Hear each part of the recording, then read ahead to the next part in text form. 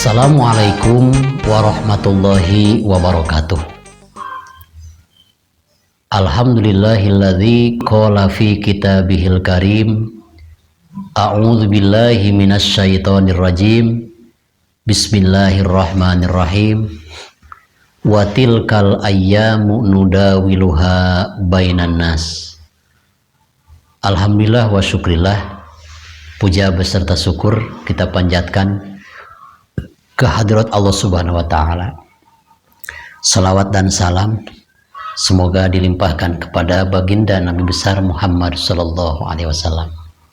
Selanjutnya, amalan yang paling istimewa untuk kita lakukan pada tanggal 10 bulan Muharram yang terkena dengan sebutan Hari Asyura, selain daripada sedekah kepada anak yatim, itu nomor 1. 2, sedekah kepada di luar anak yatim. Apa pahala sedekah kita kepada anak yatim maupun di luar anak yatim? Ada salah satu sabda Nabi besar Muhammad SAW, man tasaddaqo fi yaumi asyura faka'annama lam yaridda sa'ilan qat.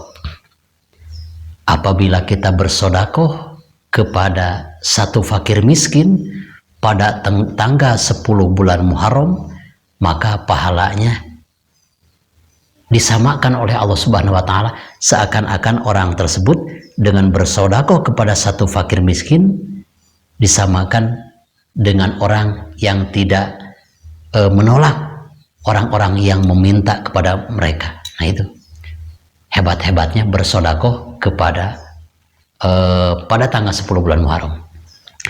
Dan insya Allah salah satu keberkahan dengan bersedekah pada tanggal 10 bulan Muharram bisa mengakibatkan husnul khotimah. Mudah-mudahan sedekah yang akan kita berikan pada tanggal 10 bulan Muharram pada tahun ini bisa menjadikan husnul khotimah ketika kita dipanggil oleh Allah Subhanahu wa Ta'ala. Salah satu kisah yang saya ambil kisah ini dari kitab I'anatul Talibin. Ini bukan zaman Rasul, tapi zaman setelah Rasul. Pernah ada satu orang soleh. Satu orang soleh tersebut kebetulan ekonominya jauh dari cukup.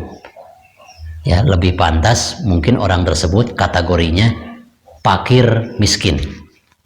Tapi walaupun fakir miskin, beliau rajin beribadah. Karena rajinnya beribadah, pada tanggal 10 bulan Muharram, orang miskin tersebut melaksanakan ibadah puasa. Karena apa? Dia tahu man shoma fihi faka'annama shoma dahra kullah. Barang siapa yang melaksanakan puasa sunat pada tanggal 10 bulan Muharram, maka pahalanya sama dengan orang berpuasa 1 tahun. Itu hadis Nabi. Lalu orang tersebut dipanggil oleh istrinya.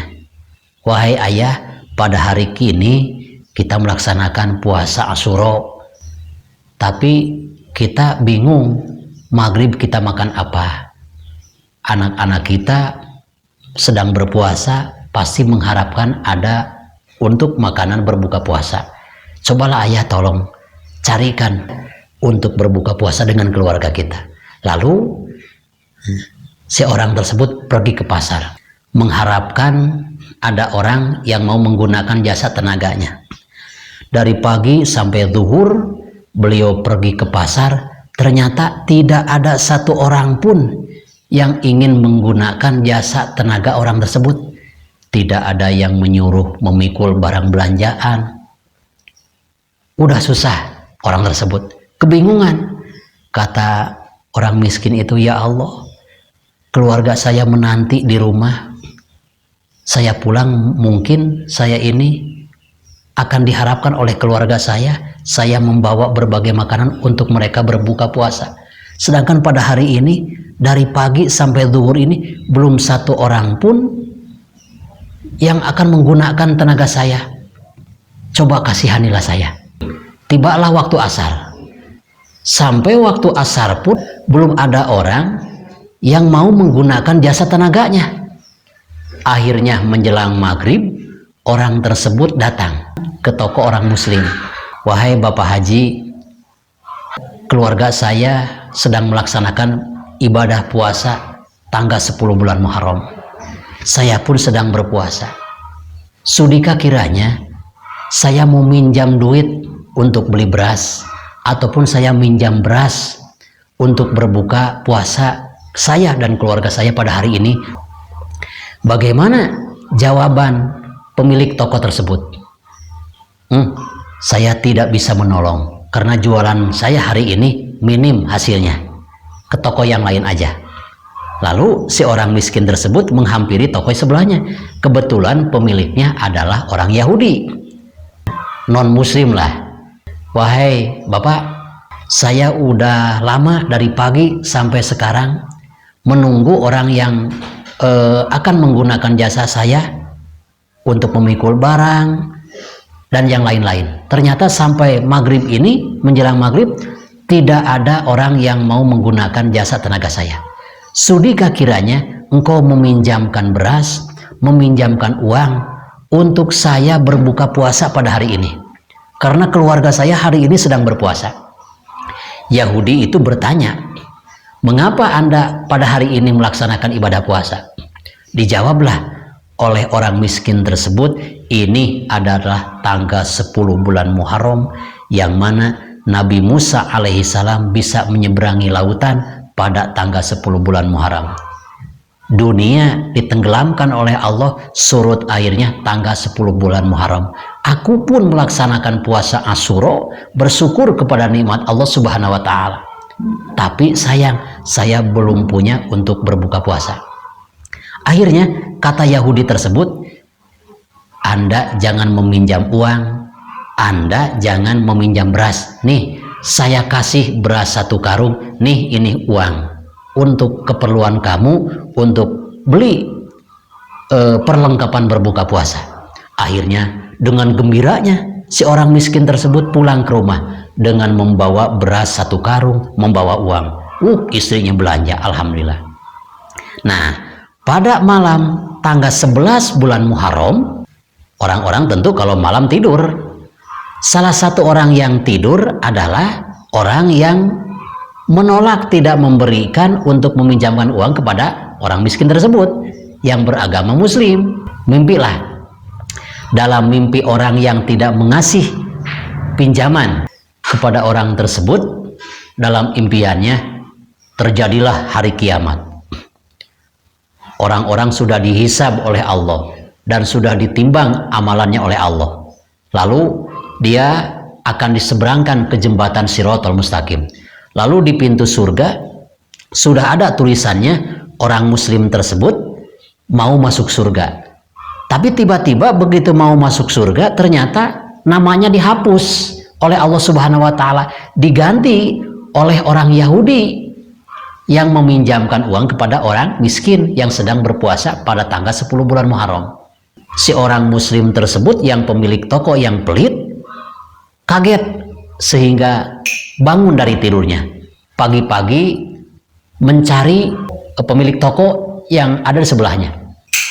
Kata orang muslim tersebut, wahai Bapak, kemarin kamu bersedekah kepada orang miskin yang meminjam uang dan meminjam beras kepada kamu, itu kamu pinjamkan dan kamu beri berapa harganya?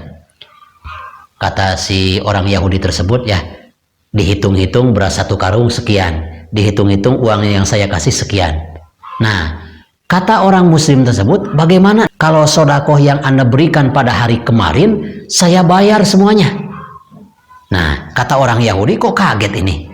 Kok ini berbaik hati tiba-tiba? Kan aneh, mungkin ada udang di balik batu. Yahudi bertanya, mengapa engkau kemarin ada tetanggamu yang mau minjam beras dan minta uang kepadamu, kamu tolak? Tiba-tiba sudah saya kasih, kamu menanyakan dan mau membayar sedekah yang telah saya berikan kepada orang itu.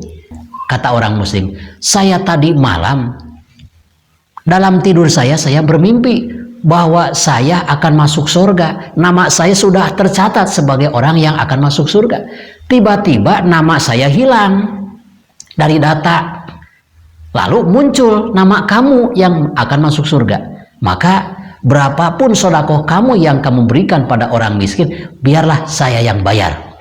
Kata orang Yahudi, maaf, saya tidak bisa menerima uang pembayaran Anda. Biarkanlah saya merelakan uang dan beras kemarin diberikan kepada orang miskin untuk berbuka puasa pada hari kemarin tanggal 10 bulan Muharram.